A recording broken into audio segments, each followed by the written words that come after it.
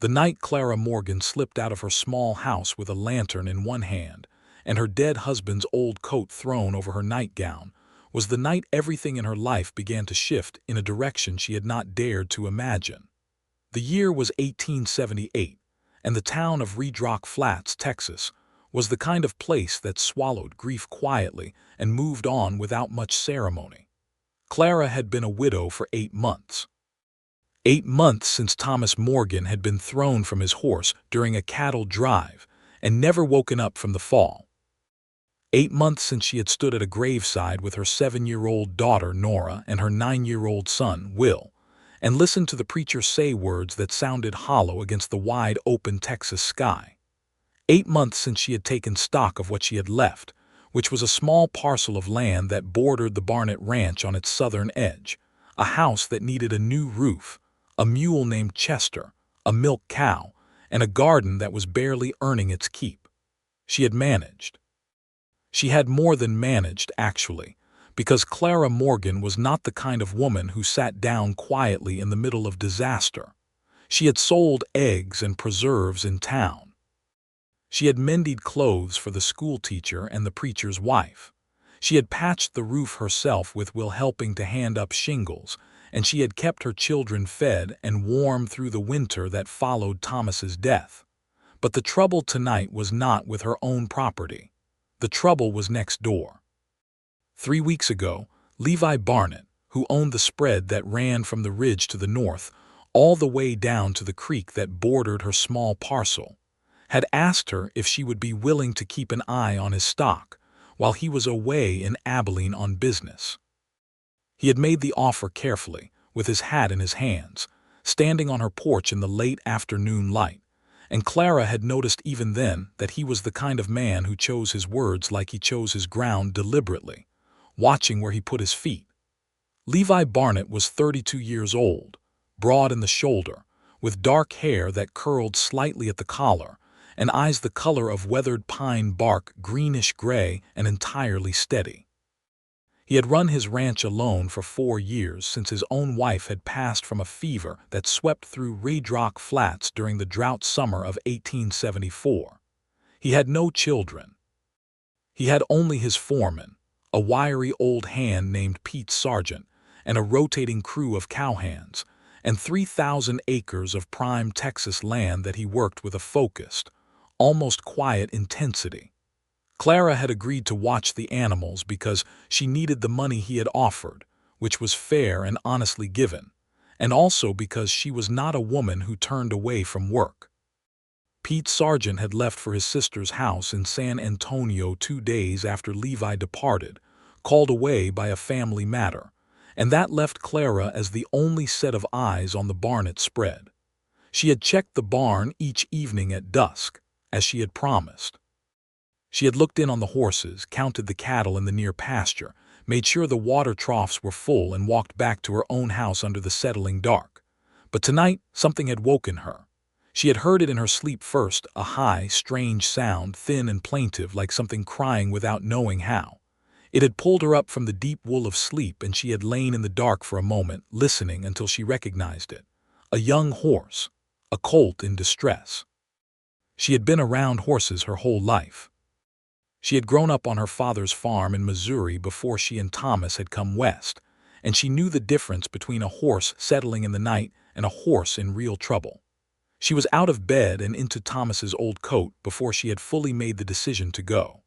The night was large and cool, the sky so thick with stars that the path between her house and the Barnett barn was lit well enough that she barely needed her lantern once her eyes adjusted.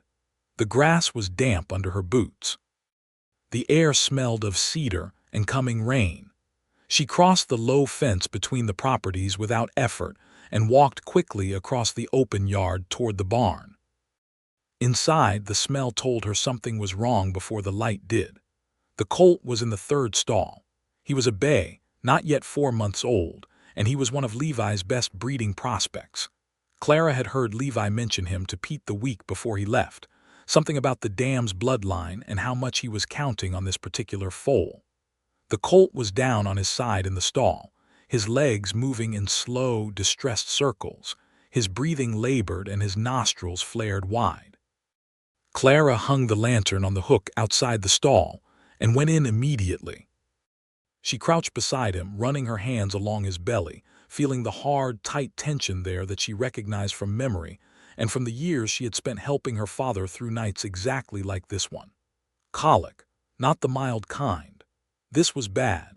She could feel it in the way he strained and shifted, in the sweat already darkening his neck and flank, in the flat panic of his eyes. She stood up, looked around the barn, and took stock of what she had to work with. There was a bucket, a length of rope, a shelf of remedies that Pete kept neat and organized along the eastern wall. She found linseed oil in a brown glass bottle, and she found mineral oil beside it, and she found a collection of lead ropes and a pair of well-worn leather work gloves. She knew what needed to happen. She had to keep him moving. The worst thing for a colicking horse was to let him lie still and roll, because rolling could twist the gut and turn a recoverable situation fatal. She had to get him up and walking, and she had to keep him walking until his gut either settled or until she could find help. She spent the next 20 minutes coaxing the Colt upright, which was its own kind of battle. He was frightened and in pain, and he did not want to stand, and she had to be firm and patient at the same time, which was a particular kind of skill that not everyone had. She talked to him the entire time, low and steady, her voice never rising, her hands never rough. She told him his name, which was Copper, because she had heard Pete call him that. She told him he was going to be all right. She told him she was not going to leave him. When he was finally standing, she clipped the lead rope to his halter and began to walk him. The barn was long enough. She walked him up and down the center aisle, back and forth, past the other horses who watched with the calm, incurious patience of animals who had seen trouble before.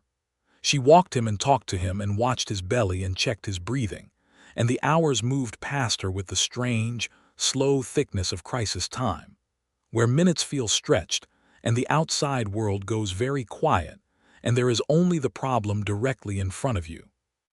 Sometime around the second hour, she sat on a hay bale for a few minutes with Copper standing beside her, his nose pressing against her shoulder, and she rested her forehead against his neck and breathed in the warm, grassy smell of him and thought, without meaning to, that she was tired. Not just tonight tired in the deeper way. The way that 8 months of doing everything alone produced in a person, that settling in the bones kind of exhaustion that sleep could not entirely fix. She shook it off. She stood up and walked the Colt again. She had no idea what time it was when she finally let herself sit down properly, her back against the stall boards, the lantern burning low beside her, Copper standing quietly nearby with his breathing easier and his distress clearly beginning to subside. The worst of it had passed. His belly was softening. He had passed some manure, which was exactly what she had been hoping for, and his eyes were less panicked and more simply tired. She had done it. She told him so. She said, "There you go, Copper. There you are." And she leaned her head back against the stall boards and let her eyes close for just a moment, meaning only to rest them. She did not mean to sleep. The lantern burned itself down to a flicker and then out, and the darkness in the barn was replaced gradually, slowly, with the gray pre-dawn light that crept in through the high windows and the gaps in the boards, and Clara slept with Thomas's old coat pulled around her, and her legs stretched out on the hay-scattered floor, and she did not hear the barn door open. Levi Barnett had ridden through the night. He had finished his business in Abilene 2 days ahead of schedule. The cattle deal had come together faster than he had expected, and there was nothing keeping him in a hotel room in a city when he had a ranch to get back to. He had pushed hard, riding in the dark with a clear sky and a reliable horse, because he was a man who was always more comfortable moving towards something than waiting in place.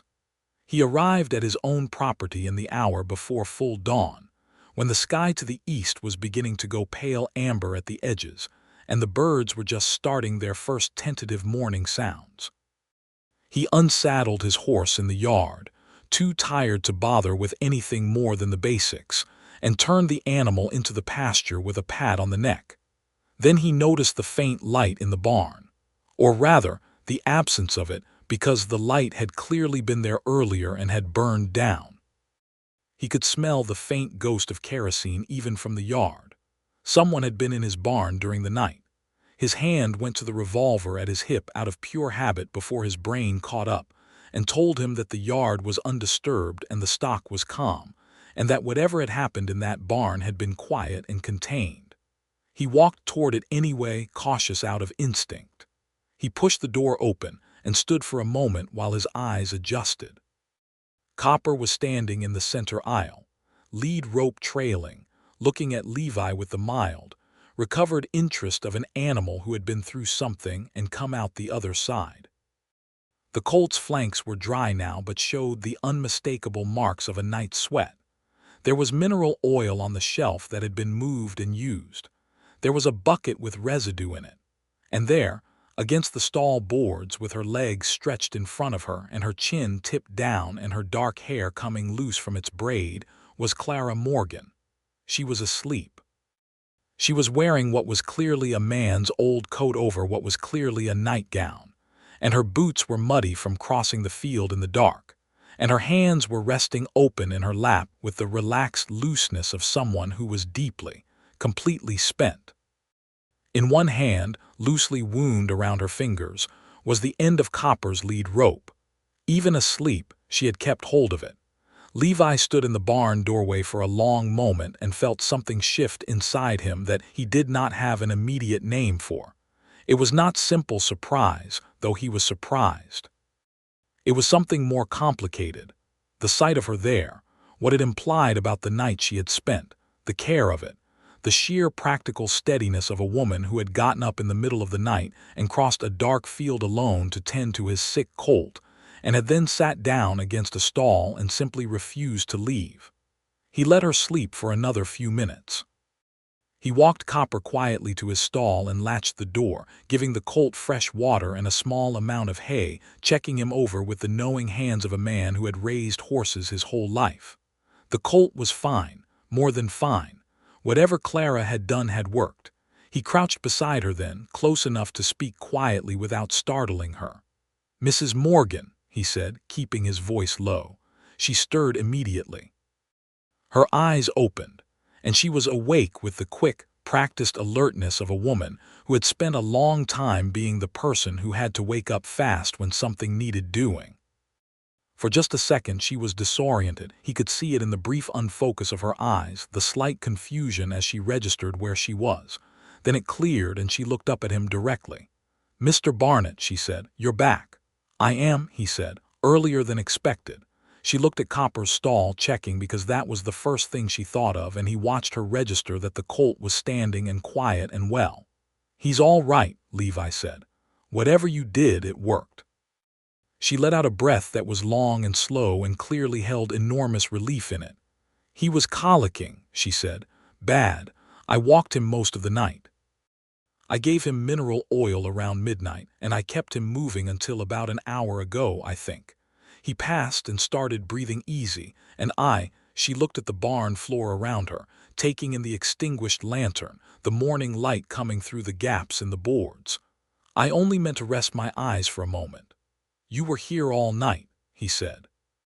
"I heard him from my house," she said, as if that explained everything, as if there were nothing unusual about a woman leaving her bed in the middle of the night and walking alone across a dark field to tend to a neighbor's animal. Levi stood up and offered her his hand.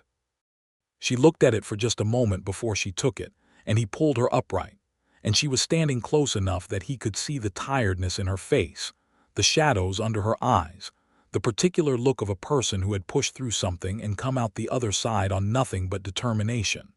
She released his hand and straightened Thomas's coat around herself, and the gesture was so matter-of-fact, so entirely unself-conscious, that it did something unexpected to his chest. He thought about what to say. He had not planned this.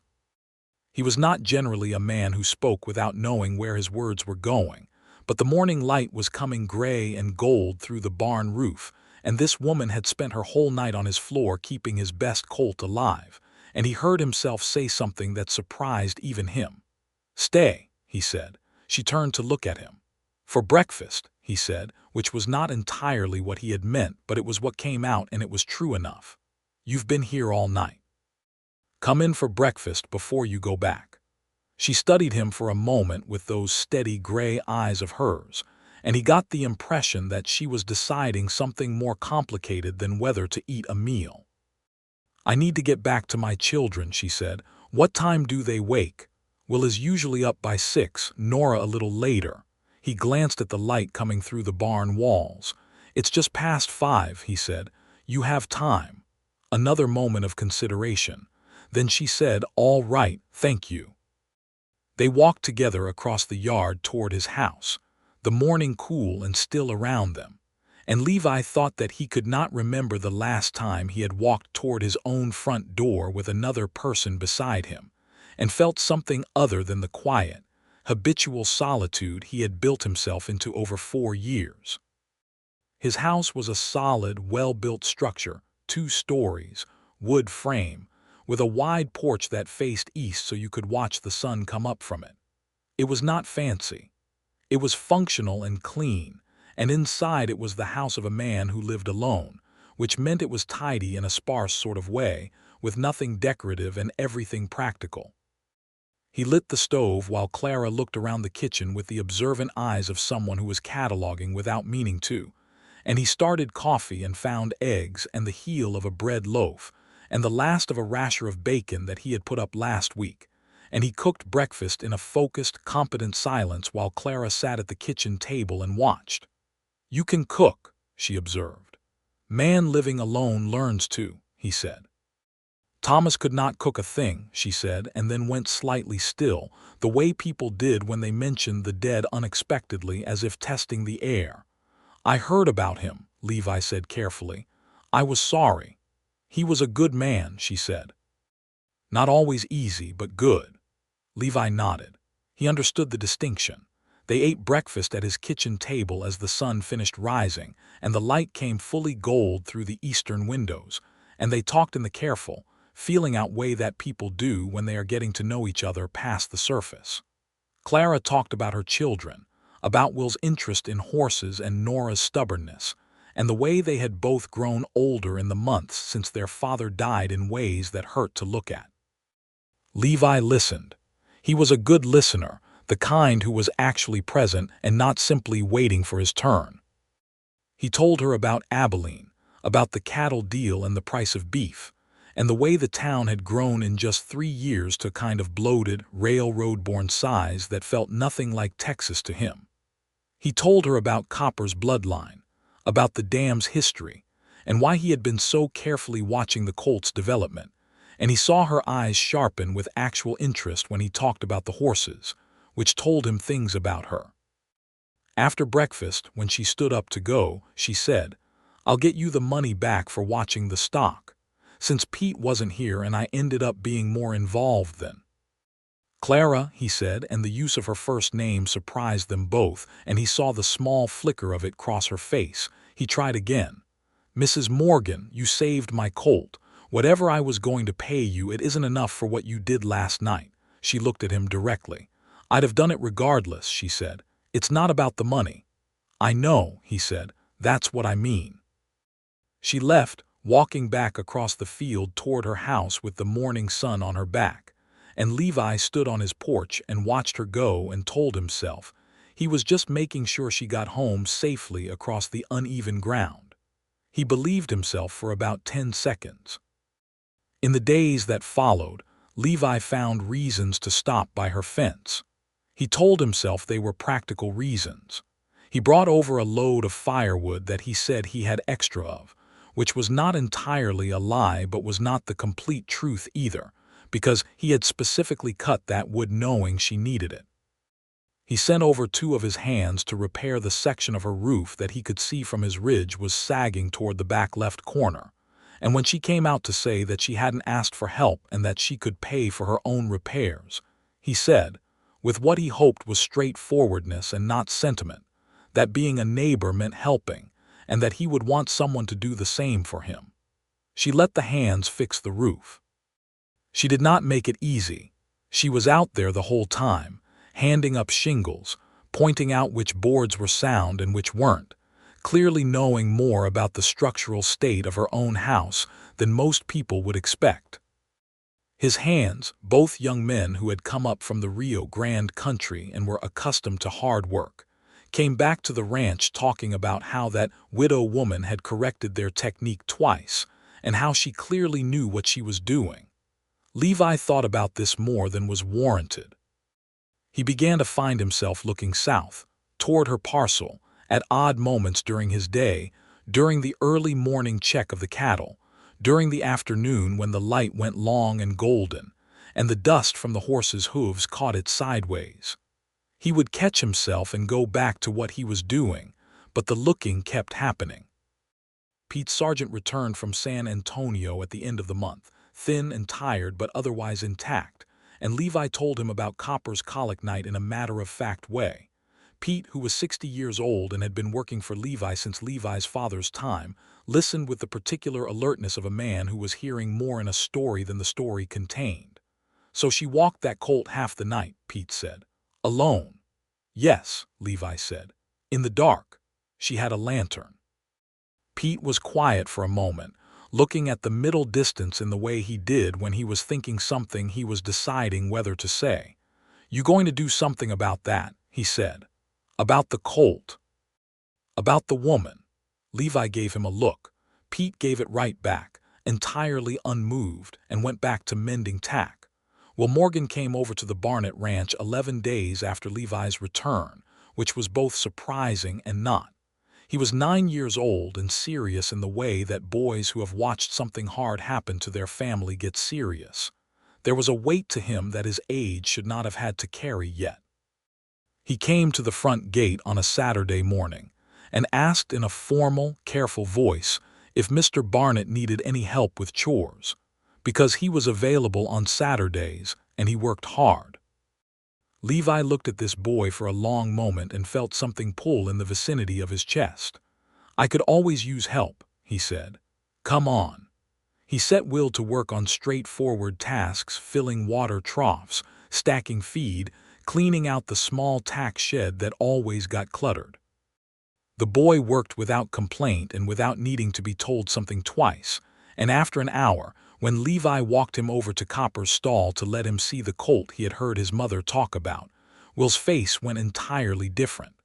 The seriousness fell away, and there was just a 9-year-old boy looking at a beautiful horse with undisguised wonder. "My ma fixed him," Will said. "She did," Levi agreed. "She knows about horses. She grew up around them. She says they're honest animals." "She's right," Levi said. Will reached out carefully to let Copper smell his hand, the way someone had obviously taught him to do, and then stroked the colt's nose with a gentleness that matched the seriousness of his face. Levi paid him a fair few coins for the morning's work, which Will pocketed with a dignity that was somehow more moving than if he had been excited about it. Clara appeared at the gate at noon looking for her son and found him sitting on the fence rail watching Copper move in the small paddock, and her expression when she saw the two of them, Levi leaning against the fence post and Will on the rail beside him, was something that Levi stored away without entirely meaning to. "He worked," Levi said simply. "He did good work." "He should have asked first," Clara said, looking at Will with the particular mix of exasperation and helpless love that parents wear when their children have done something both wrong and entirely right. "He asked me," Levi said. "That seems like asking." She looked at him and there was a brief second where a smile threatened the corner of her mouth, and she suppressed it, which he found interesting. "Come home, Will," she said. "Your sister is asking for you." Will climbed down from the rail, said goodbye to Mr. Barnett with the same formal seriousness he had arrived with, and walked through the gate that Clara held open. She was about to follow him when Levi said, "Mrs. Morgan." She stopped. "There's going to be a town social next Saturday evening at the church hall," he said. "I'm told it's for the benefit of the schoolhouse repair fund. I was thinking I would go. I wondered if you might also go." He had not rehearsed this. It came out exactly as deliberate and exactly as awkward as it probably sounded. She was looking at him with those steady gray eyes, and he could not entirely tell what was happening behind them, which was unusual for him because he was generally a reasonable judge of what people were thinking. "I haven't been to a social since Thomas died," she said. "I know," he said. "You don't have to." A pause. The wind moved through the cedar trees along the fence line.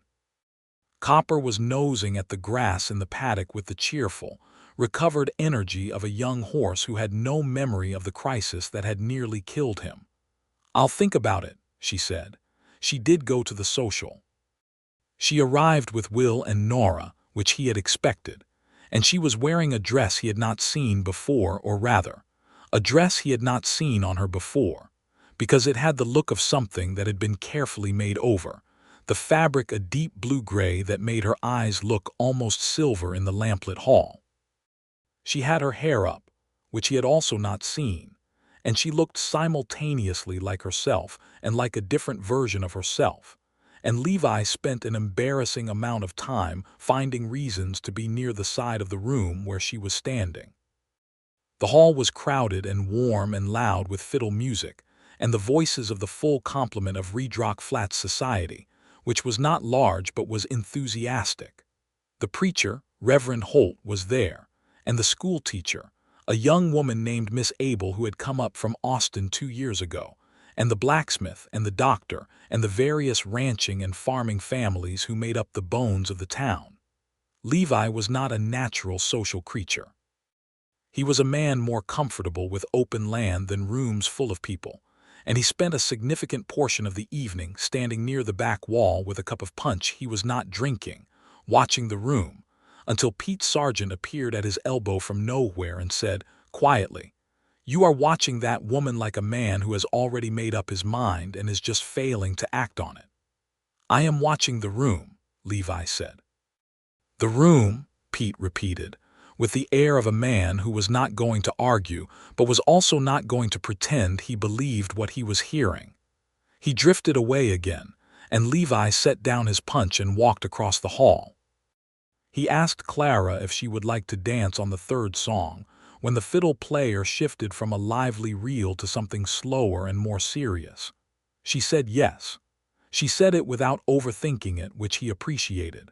She danced the way she did everything, competently, without fuss, with a natural sense of her own center. He was not a spectacular dancer either, but he could manage the basic forms, and they moved through the steps without embarrassing themselves, which was the most anyone in Redrock Flats generally expected. What he had not anticipated was how it would feel to have her hand in his and her other hand at his shoulder, to be close enough to see the small line between her brows that appeared when she was concentrating, to have a clear sense of her as a physical person in the world in a way that standing across a fence line or sitting at a kitchen table did not quite produce. He found himself thinking, without any particular agenda, that she was beautiful. Not in any manufactured way, not in the way the illustrated magazines that sometimes made it this far west liked to present women, but in the way that a landscape was beautiful, in the way that something that had seen weather and stayed standing was beautiful. He did not say any of this. He was not that man, but he thought it. After the dance, they stood together for a while, talking, and he introduced her to a few people she had not yet met since moving to Redrock Flats, because Clara and Thomas had only arrived in the area 18 months before Thomas died, and she had not had much occasion for socializing in the months since. He watched her talk with the schoolteacher about Nora's reading, and he watched her laugh at something the blacksmith said, and he thought he had not heard her really laugh before properly, and that it was a sound that had some dimension to it. Not the careful, controlled sounds people made at socials when they were managing impressions, but something that came from actually finding something funny. He drove her and the children home in his wagon, because it had gotten cold, and because they had walked to the social, and because he offered before he had thought it all the way through. The children fell asleep in the wagon bed almost immediately, covered with a blanket he had in the back, and Clara sat on the bench seat beside him, and the road between the church hall and her house was not long, but it felt both shorter and longer than it was. They sat in a companionable quiet for a while, the horse's hooves steady on the packed dirt road, and then Clara said, looking ahead at the dark, "I haven't felt normal in a long time." He waited.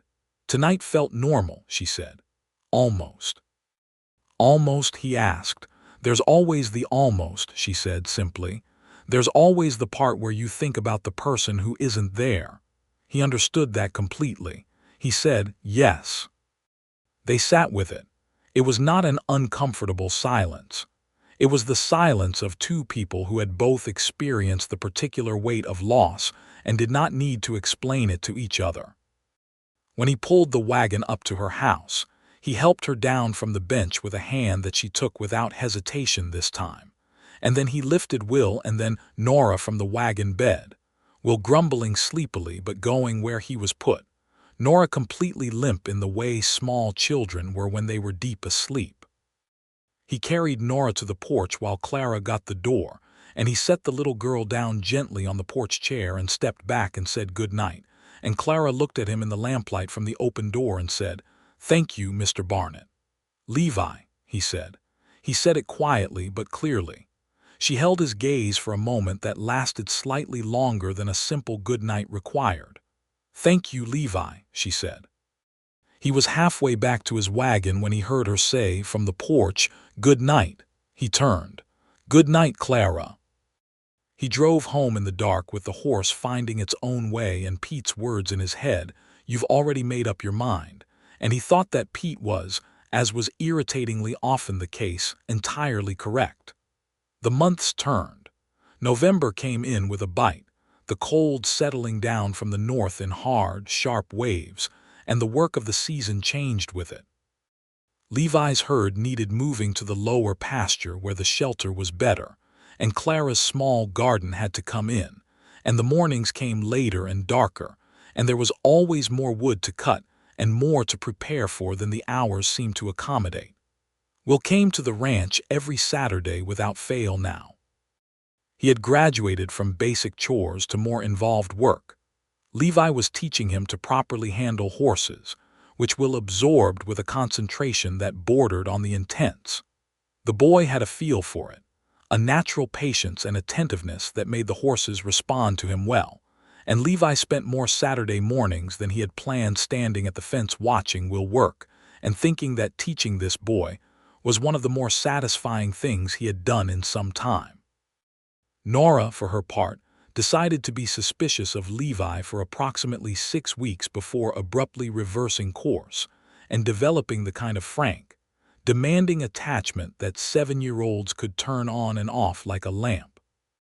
She began appearing with Will on Saturdays, ostensibly to accompany her brother but in practice to sit on the fence and talk at Levi with remarkable volume and specificity about whatever was currently of interest to her, which was by turns horses, the weather, the color of various things, and a spotted cat she had named Professor who lived under her porch. Levi found this to be among the more entertaining developments of recent months. He and Clara had fallen into the habit of spending some evenings on his porch or hers, sometimes with the children asleep inside, and sometimes with them still up and present, talking about the kind of things that filled a life: the land, the work, the state of the cattle market, the news that came with the mail riders from Abilene and Dallas, the small precise dramas of Redrock Flats. They talked about the past sometimes, carefully, both of them feeling where the tender places were and moving around them with a respect that was partly caution and partly consideration. He had not yet said anything that was fully what he meant to say. He was aware of this. He was also aware that something was building between them with the unhurried, reliable force of weather coming from the west, and that it was going to arrive whether or not he had said the right thing at the right time. The thing that changed the pace was a letter that came for Clara in early December. She came to tell him about it on a Tuesday afternoon, which was unusual because she typically respected the working rhythm of the ranch and did not come over in the middle of a weekday without reason. He was in the paddock working with a young horse when he saw her come through the gate, and he knew from the way she was walking that something had happened. He brought the horse to the fence and came over to meet her. I got a letter from Thomas's brother, she said without preamble. Edmund, he's in Denver now. He says he wants the children to come to him in the spring. He says he has a house and a wife now and he can provide for them properly and that, she stopped. Her jaw was tight.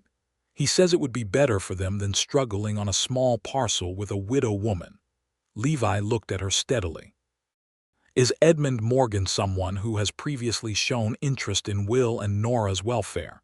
He came to the funeral, she said. That is the extent of it. Are you going to respond to him?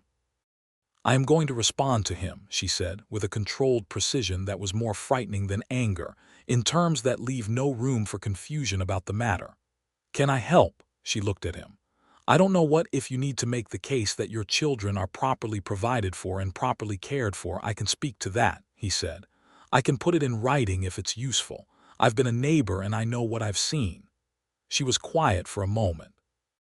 The wind moved through the pasture grass, and a horse called from the far pasture, and somewhere a hawk was circling overhead with its effortless patience. That would mean a great deal, she said finally, and her voice had something different in it, something softer and more exposed than he was accustomed to hearing from her, because Clara Morgan kept herself well contained, and the moments where she allowed something through were brief and significant. I'll write it tonight, he said. She wrote her letter to Edmund Morgan and Levi wrote his alongside it, a straightforward, factual, unambiguous accounting of what he had observed of Clara Morgan's household. The quality of the care she provided her children, the condition of her property, the steadiness of her work, the fundamental soundness of the life she had built. He wrote it as someone who had no personal stake in the matter, which was not entirely true, but the facts he reported were true, and the truth was sufficient. Edmund Morgan sent one more letter in January, shorter and more grudging, and then nothing. Clara told Levi about the second letter on an evening when the first real snow of the season was coming down in gentle, serious flakes outside, and they were sitting at her kitchen table with coffee and Nora was asleep upstairs, and Will was in the front room reading the almanac that Levi had brought over. He's let it go, she said, or at least he's letting it be for now. Good, Levi said. He was going to be wrong about them being poorly provided for, she said, but it frightened me, the idea of someone trying to take them. I know, he said. She wrapped her hands around her coffee cup and looked down at the surface of the liquid and then looked up at him directly and said, Why did you do that? Write the letter. He held her gaze. He thought about the answer he could give, the practical answer, the neighbor answer, the doing what's right answer, and he recognized that all of those answers, while true, were smaller than the truth. Because it mattered to you, he said, which means it mattered. The kitchen was very quiet. The snow came down outside the window, muffling the world.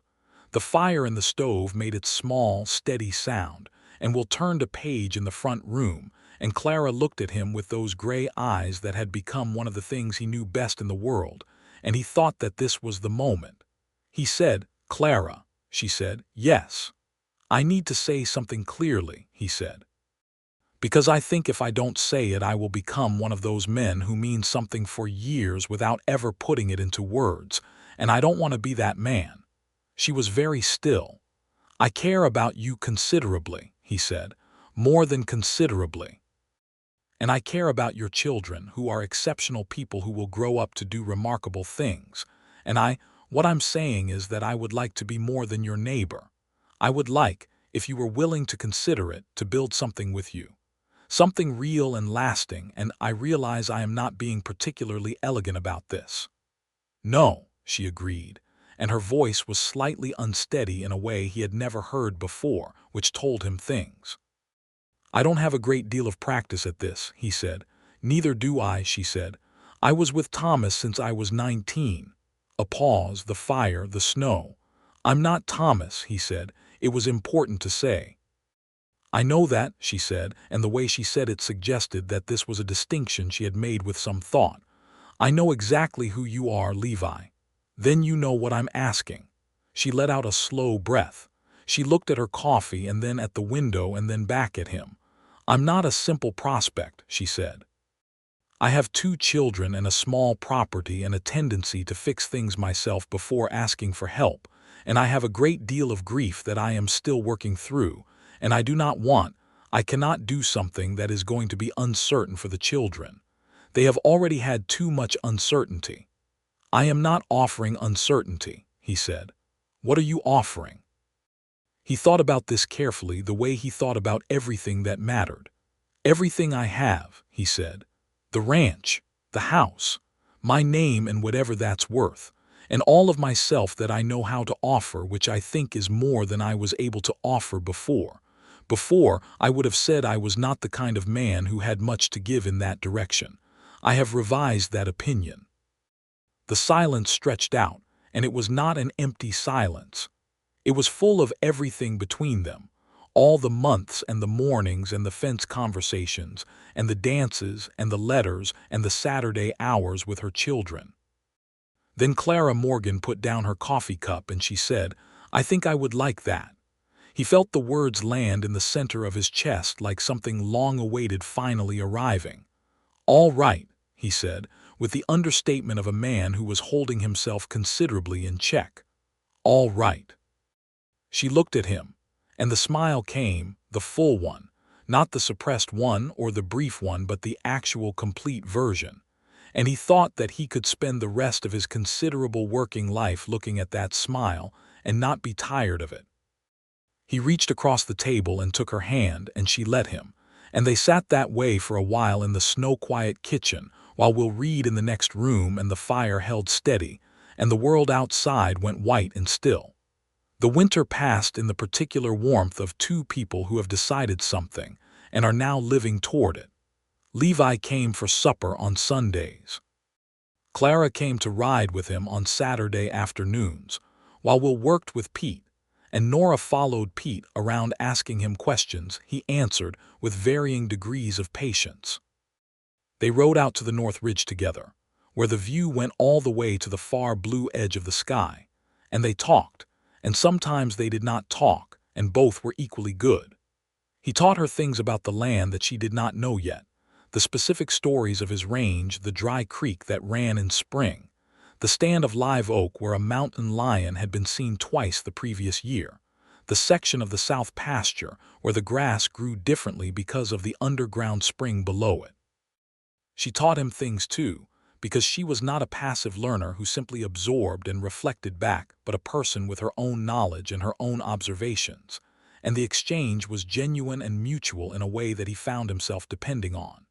In February, on a day when the weather had broken temporarily, and the afternoon was warm enough to work without a coat, Levi rode down to Clara's property and asked if she and the children would like to see the colt. Copper had grown considerably. He was long-legged now, filling out his frame in the beautiful, awkward way of young horses, and he had developed a particular interest in humans that Clara had apparently established that first night, and that he had maintained. He came directly to Clara when she entered the paddock and pressed his nose against her shoulder in the same gesture he had made that long night in November, and Clara laughed and put her arms around his neck, and Nora stood at the fence with enormous eyes, and Will asked in a careful, measured voice if he was allowed to pet him, and Levi said yes. "He remembers her," Pete said, leaning on the fence beside Levi watching. "Seems that way," Levi agreed. "Smart horse," Pete said. "Knows who kept him going." Levi looked at Clara, who was saying something to Copper in a quiet voice, her face bright with pleasure, Nora now inside the paddock beside her with one small hand on the colt's flank. Will was on Copper's other side, doing a professional examination of the colt's legs with a seriousness that would have been impressive on a grown man. "She's something," Levi said, without particularly meaning to say it aloud. Pete did not say anything. He just picked up his hat from the fence post, put it on, and walked away with the dignified discretion of a man who had been right about everything and knew it. On a Sunday in March after supper, when Will and Nora were in the back of the house with a slate and a set of letters he had brought them from the dry goods store in town, Levi reached into his coat pocket and set something on the table in front of Clara. It was a ring, plain gold with a small garnet which he had ordered from the jeweler in Abilene 6 weeks earlier and which had arrived last week with the mail rider. Clara looked at it for a long time. "I want to do this properly," he said.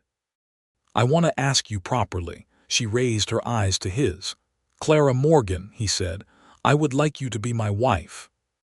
I would like Will and Nora to come and live at the ranch, and I will raise them as my own in every way that matters, with your guidance and with whatever they need from me. I would like to build a life with you that lasts as long as we have, and I intend to spend it making sure you never have to check on a sick horse alone in the middle of the night again." She pressed her lips together. Her eyes were bright. "That last part," she said, "is perhaps not the most romantic thing ever said." "It is the most accurate," he said. She laughed. That full, real laugh that he could listen to indefinitely. And then she said, "Yes, Levi Barnett, yes." He put the ring on her finger, and she looked at it with an expression that was not the expression of a woman who had been given a ring, but the expression of a woman who was looking at evidence of something she had not been sure she deserved, and now understood that she did. He cupped her face in both his hands, and he kissed her, and she kissed him back, and it was not a tentative thing. It was the kiss of two people who had arrived somewhere after a long journey and were not going to be tentative about having arrived. Will, appearing in the doorway a moment later with his slate, stopped and assessed the situation with 9-year-old directness. "Are you getting married?" he asked. "We are," Levi said. Will considered this with the same measured seriousness he applied to most things. Then he said, "Good. The roof leaks again in the back corner." Clara covered her mouth. Levi laughed outright, which he did not do often and which felt, in that moment, like exactly the right thing to do. Nora, coming up behind her brother, shrieked with a volume that was entirely Nora, and launched herself at Clara with the physical enthusiasm of a 7-year-old who had decided to take complete emotional ownership of this development. And then, with the same completeness, she turned and launched herself at Levi, who caught her with the reflexes of a man who had been slightly prepared. She put both arms around his neck and said, "I knew it," with a smugness that was breathtaking. "Did you?" Levi said. "Professor knew it first," she informed him, referring to the spotted porch cat. "But I was second." They were married in April. It was a small wedding because both of them preferred it that way. The ceremony was held in Reverend Holt's church on a morning when the redbud trees along the creek were in full bloom, the kind of pale pink color that only lasted about 2 weeks in the Texas spring before the heat came and stripped it away. Clara wore a dress she had made herself, a cream and ivory that she had worked on through the evenings of March, while Levi was carefully learning not to come in and disturb her until the lamp went dark, which was a lesson in patience he thought he managed only adequately. She was remarkable. He watched her come up the aisle on the arm of old Doc Pierce, who had been the nearest thing to a father figure in Redrock Flats for most of a generation, and who had been asked to do the honor when Clara said she had no family near enough to ask, and he thought he had never seen anyone more beautiful in his life, which was not a thought he said out loud because he had not yet become the kind of man who said it easily, but he thought it fully. Will stood beside him as his best man, solemn and pleased and clearly taking his responsibilities extremely seriously. Nora stood beside Clara as her attendant, in a dress with considerable ruffles that she had campaigned for with characteristic determination and which she wore with enormous satisfaction. Pete Sargent stood in the second row and had something in his eye for the entire ceremony, which he denied completely afterward. The vows were the standard ones of the Episcopal Church that Reverend Holt kept, but when it came to Levi's turn, he added something that was not in the standard form, because he had thought about it for weeks and he intended to say it directly. "I promise," he said, "to be your partner in every season and every condition of this life. I promise to be honest with you and to be present, and to never make you tend to anything alone in the middle of the night that does not need to be tended to alone." There was a small sound in the congregation. Clara looked at him with her gray eyes that were very bright. "I promise to love your children as my own," he continued, "and to be worthy of the considerable amount of work that is going to take." Will looked up at him with something in his face that Levi would remember for the rest of his life. "And I promise to spend whatever time I have making sure you know that I am grateful for you every single day," he finished. "That is my promise." Clara said her vows, and she said them in a steady, clear voice. And when she got to love and cherish, she held his gaze and said it with the full weight of what she meant behind it, and he heard it. Reverend Holt pronounced them man and wife, and Levi Barnett kissed his wife in front of the assembled citizens of Redrock Flats, while Nora cheered with what was, even by her standards, exceptional volume, and Will permitted himself a smile of the variety that suggested he had known this was going to happen for considerably longer than he had admitted to anyone. They spent their wedding night at the ranch, with the children in the rooms they had been using since the move, which had happened 3 weeks earlier in a process that Clara had organized with the same systematic efficiency she applied to everything, directing the placement of furniture with a quiet authority that had resulted, Levi had to admit, in the house feeling substantially more like a home than it had in some time. He had given her free rein with the house and meant it. It was her home now. It needed to be hers in every way she wanted to make it so.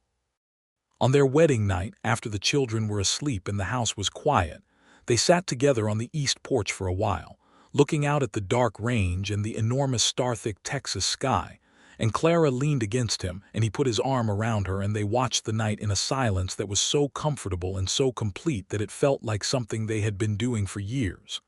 "I never thought," she said quietly. "I know," he said. "After Thomas. I genuinely did not think I would feel this way again. I didn't think I could," he said. "I'd closed the door on a lot of things." She turned her head to look up at him. "What opened it?" He thought about it. "You," he said. "Specifically, a woman with a lantern and a dead man's coat walking across a dark field at midnight to keep someone else's horse alive. That was the precise moment, if I'm being accurate." She was smiling, that full smile. "Copper," she said. "I owe that horse a great deal." "We both do," he said. He kissed her then, there on the porch under the stars, and the night was warm for April and the land was quiet, and the season was turning in the gradual, unhurried way that Texas seasons turned, and everything ahead of them felt wide and open in the best possible sense. The spring and summer of 1879 were good ones. The cattle market was strong, and Levi's herd came through winter in excellent shape, and the first drive of the season brought returns that let him make the improvements to the south pasture fencing that he had been putting off for 2 years. He hired on 2 new hands in May, brothers named Jacob and Daniel Reyes, who had come up from Mexico as boys and had been working the ranching country of South Texas for most of their adult lives. They were skilled, reliable, and entirely unimpressed by anything, which Levi appreciated in a cowhands. Clara took over management of the household accounts, which had previously been kept in Pete's adequate but approximate way, and within a month had identified 3 places where money was being spent on things that could be obtained cheaper or eliminated entirely, and 2 places where a modest additional investment would save substantial cost later. Levi reviewed her numbers, found them entirely correct, and told her so. She said, "I had to learn to manage money carefully. It was that or not eat." He said, "Well, now you have more to manage and more to work with." She gave him that look. She had the one that was not quite a smile, but contained everything a smile would contain, and went back to the ledger.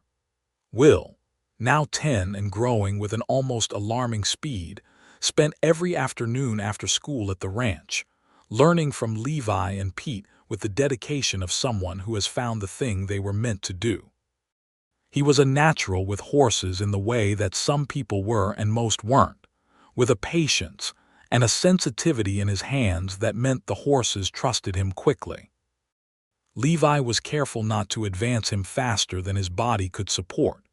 A 10-year-old had limits regardless of his talent, but he let Will's instincts guide the pace, and what Will's instincts produced was impressive. Nora's interests were, as they had always been, considerably broader and harder to categorize. She became briefly obsessed with the subject of cattle breeds, and spent several weeks interrogating every person on the ranch about the relative merits of Longhorn versus the new Hereford cattle that some of the eastern ranchers were bringing in. Her research was thorough, and her conclusions were confidently stated, and Levi thought she was probably going to be a formidable woman in whatever she decided to do. Professor, the spotted cat, eventually moved from Clara's old house to the barn, where he established himself as the official and fully self-appointed manager of the rodent situation, and conducted himself with an imperial authority that the barn cats either respected or avoided. In June, Clara told Levi she was expecting a baby. She told him on a Tuesday morning when the children were at school, standing in the kitchen with the early summer light coming through the windows and her hands folded in front of her in the slightly formal way.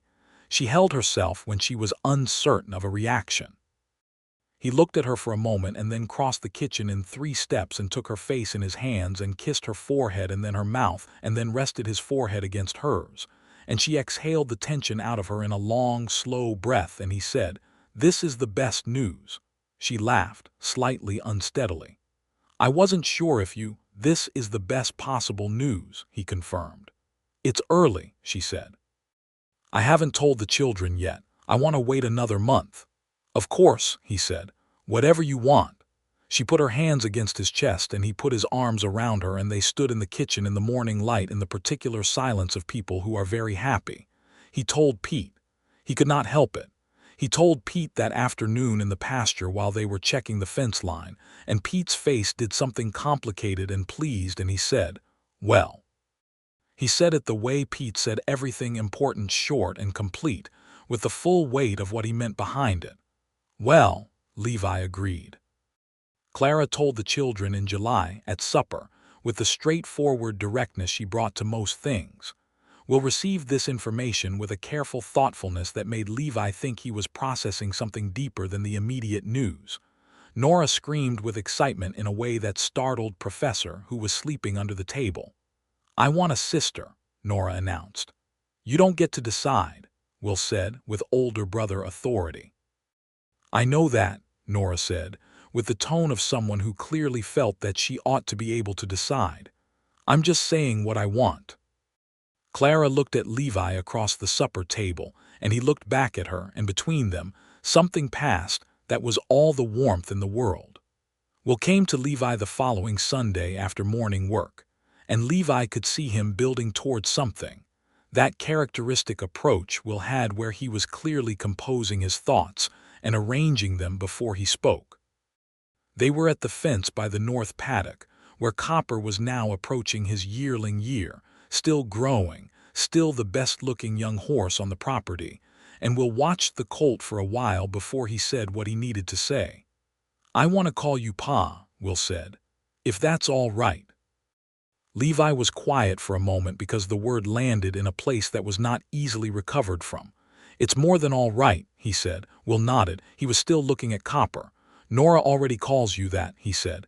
"She's been doing it for 2 months and she just decided without asking anyone." "I know," Levi said. "I noticed." "I wanted to ask first," Will said. "I know that too," Levi said. "It says something about you." Will looked at him then straight on with those Morgan eyes that were gray like his mother's. "I remember my father," he said. "I won't stop. This isn't instead of." "It isn't supposed to be," Levi said. "It's different. Both things are true." Will considered this with the gravity of a 10-year-old philosopher. Then he nodded, satisfied, and turned back to watching Copper, and the matter was settled. Levi took himself off to the far end of the paddock on the pretext of checking the water level in the trough, and gave himself a private moment that he would not have wanted anyone to witness. The baby was born in January of 1880, during a cold snap that set the thermometer below freezing for a week, and coated everything in a brittle, sparkling layer of ice that turned the ranch into something otherworldly and beautiful and difficult. He was a boy. They named him Thomas James Barnett Thomas for the man who had loved Clara first and given her Will and Nora, James for Levi's own father who had built this ranch and taught him what land and work and commitment meant. It was Clara's idea to give him both names, and Levi thought it was the right idea, the kind of rightness that went past strategy into simple truth. Thomas James Barnett came into the world with his father's dark hair and his mother's gray eyes, and an opinion about the world that he expressed at volume from the first moment. Will held him with the stunned, tentative care of a boy handling something infinitely precious. Nora declared him perfect with the confidence of someone whose prediction had been correct all along, and then spent the next several weeks talking to him as if he could both understand and respond, which Doc Pierce found highly amusing. Clara recovered well. She was strong in the way that women who had done hard things were strong, not fragile, not brittle, but solid and tested and entirely present. She fed Thomas James and sang to him in the evenings in a low voice that Levi could hear from the porch, and that was possibly the best sound he had ever heard in his life. She did not have to do any of it alone, which was the part that mattered in a way he could not entirely put into words but tried to show in every way available to him. In the middle of the night feedings, he took whenever she needed the rest, in the way he managed the household around her recovery, in the thousand small attentions that were the actual substance of love when love was operating honestly. Pete held Thomas James for about 20 minutes on the third day, and then handed him back with an expression of great dignity, and went out to the barn, and was heard by Daniel Reyes telling a horse about the baby in considerable detail. The spring that followed was the first spring they lived as a complete and settled family, and it was a good spring. The cattle market held, the rains came in good measure, Copper's first training under saddle went better than Levi had hoped, and Will turned 11 with a birthday supper that Clara made with the particular attention she gave to things she wanted to be exactly right. In April, on a Sunday afternoon when Thomas James was 3 months old and sleeping in the cradle on the porch in the mild air, Levi and Clara sat together in the chairs they had moved to catch the afternoon light, and the ranch spread out before them in all its ordinary, extraordinary entirety, the pastures going green, the horses moving in the middle distance, the cedar trees along the fence line swaying in the mild air, the far-off blue of the ridge. "I have been thinking," Clara said, "about the Colt." "Copper," he said. "About that night," she said. "About walking across that field in Thomas's coat with my lantern." She was quiet for a moment. "I was so tired then. Was running on nothing. I thought I was doing all right, and in a practical sense I was, but inside I was," she paused. "Empty," she said. "I had poured everything into survival and there was nothing left underneath it." He listened. "I didn't go to that barn thinking anything was going to change," she said. "I went because there was a sick horse and I knew what to do, that was all." "That's what made it remarkable," he said. She turned to look at him. "What? You didn't go looking for anything. You just went and did what needed doing.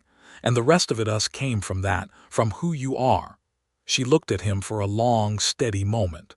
"You were standing in that doorway," she said, "at dawn, with your hat in your hand and that look on your face." "What look?" he asked. "Like you'd seen something you hadn't expected," she said. He thought about that. "I had," he said. "What did you see?" He considered the question with the seriousness it deserved. "Someone who cared about something that wasn't hers to care about," he said. "Someone who got out of bed in the middle of the night and walked across a dark field because a horse was in trouble. I saw the kind of person I thought I would probably spend the rest of my life being grateful I had encountered." She was quiet. The afternoon light was long and warm on the porch. "And then you said stay," she said. "I said stay for breakfast," he said. "You said stay," she said. "And I don't think you entirely meant breakfast." He looked at her. "No," he agreed. "I didn't entirely mean breakfast." She reached over and took his hand, the one nearest her, and he held it, and they sat together in the afternoon quiet with their sleeping son in his cradle and the wide, working, beautiful life they had built together laid out in front of them in every direction. "I'm glad I stayed," she said.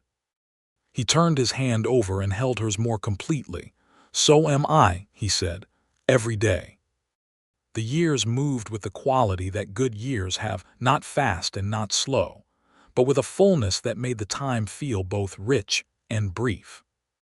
Will Barnett, as he came to call himself, took over the management of the horse breeding operation of the ranch at the age of 15, with a competence that was entirely his own, and a manner that combined Levi's steadiness with some quality that was purely a sort of grave intelligence about animals that made buyers come from 3 counties to look at the horses the Barnett ranch produced. Nora Barnett grew into exactly the force of nature that her childhood had promised. She was educated by Miss Abel at the Red Rock Flats School until she had surpassed everything Miss Abel could offer, and then she was sent, in a decision that Clara and Levi made together with the full support of both children, to the school in Abilene where she could continue. She came home for summers and holidays, and every return was an event of considerable noise and energy.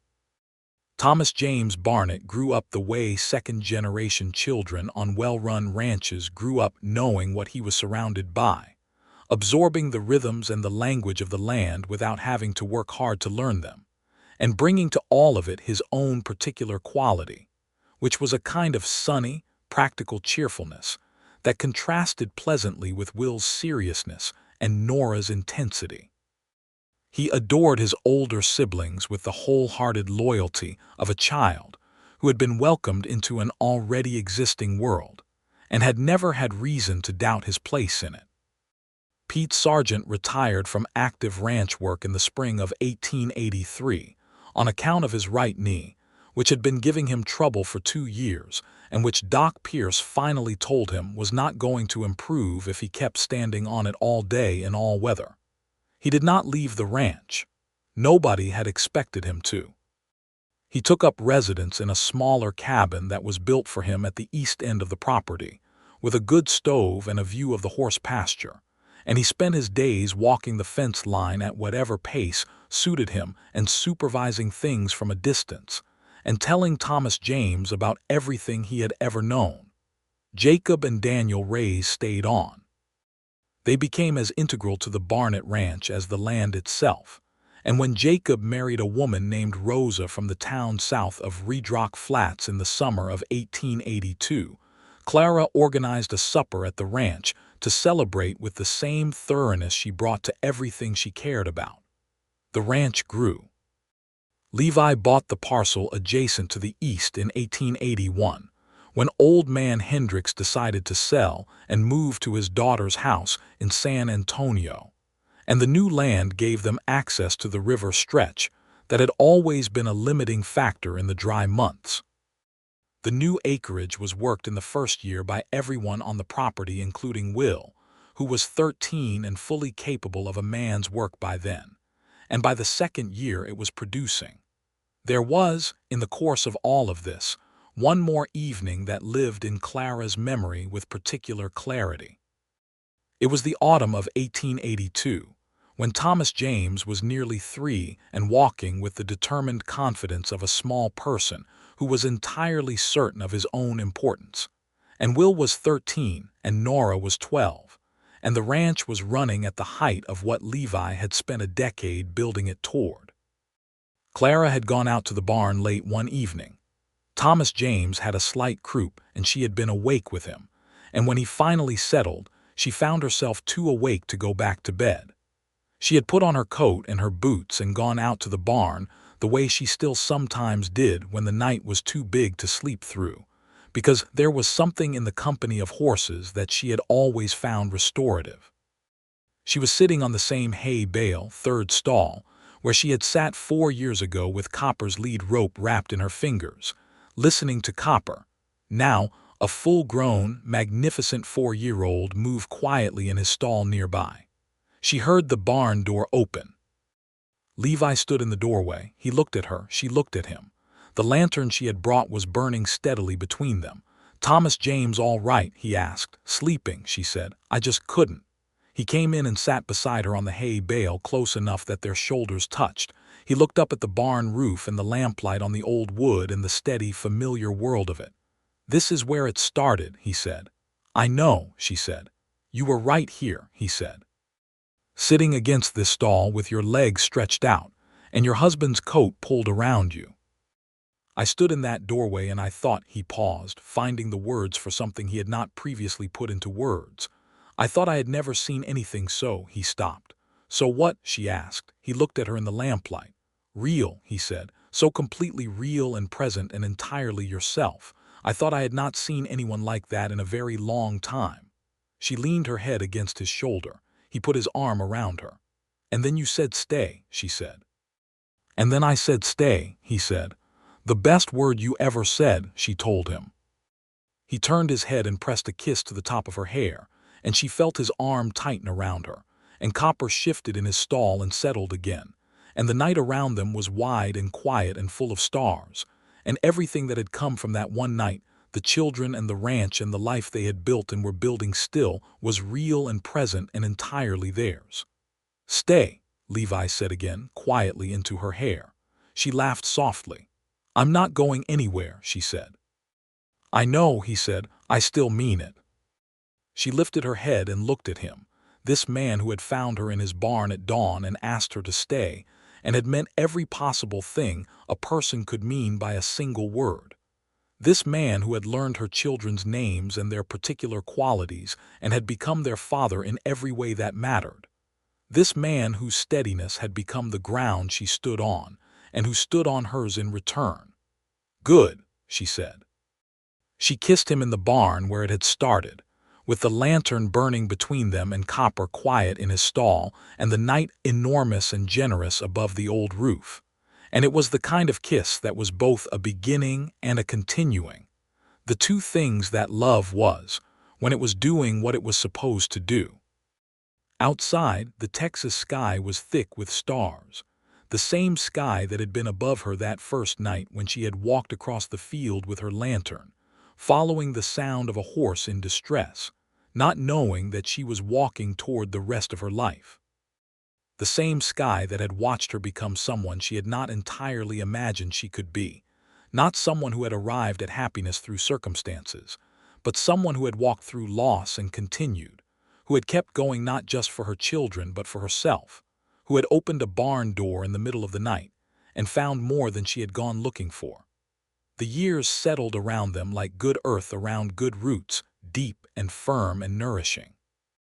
Will Barnett married in 1890, a clear-eyed, capable woman named Margaret who had come to Red Rock Flats with her family from the East and who loved horses almost as much as Will did and had opinions about cattle that she stated without apology. Levi shook Will's hand at the wedding and held on for an extra moment, and Will did the same, and between them was everything that did not need to be said. Nora Barnett returned from Abilene in 1891 with a teaching certificate and a determination to build a proper school in Red Rock Flats that had more books in it than the current institution. And she did exactly that, to the considerable benefit of every child in the county and the considerable organizational strain of everyone she recruited to help, including her entire family. Thomas James Barnett grew up to be everything the ranch needed in the next generation: steady, smart, possessed of his mother's practical intelligence and his father's careful deliberateness, and deeply connected to the land in the way that children who grow up on good land sometimes are, as if the ground itself becomes part of who they are. And Clara Morgan Barnett grew into the years with Levi the way a good marriage grows, not without difficulty, because there was difficulty, because that was life in the Texas ranching country in the last decades of the century, with its droughts and its markets and its slow, grinding changes. But through all of it, they were two people who had looked at each other clearly and chosen each other honestly, and continued to choose each other in every season that followed, which was the whole of it, really. On the morning of their 15th wedding anniversary, Levi put a fresh cup of coffee on the kitchen table in front of Clara and sat down across from her, and she looked at him and he looked at her, and the morning light came through the eastern windows and fell across the table between them, warm and uncomplicated. 15 years, she said. And every one of them worth considerably more than the one before, he said. She smiled at him. That's the most romantic thing you've ever said. I'm improving, he said. She reached across the table and covered his hand with hers, the ring he had given her still on her finger, slightly worn now from 15 years of work and weather, but solid and present. Levi, she said. Clara, he said. Outside, the ranch moved in its morning rhythms. The hands at their work, the horses in the pastures, the cattle moving through the lower fields. Thomas James crossing the yard toward the barn with the easy, purposeful stride of a young man who knew exactly where he was going. The cedar trees along the fence line swayed in the early morning breeze, and the sky was the particular high, clear blue that Texas saved for its best mornings, and everything around them was the accumulated result of one night, one barn, one sick horse, one lantern in the dark, and one word said at dawn. Stay. And she had. And he had. And the life they had made was wide and warm and real, rooted in the good Texas ground, and it was exactly what it was supposed to be.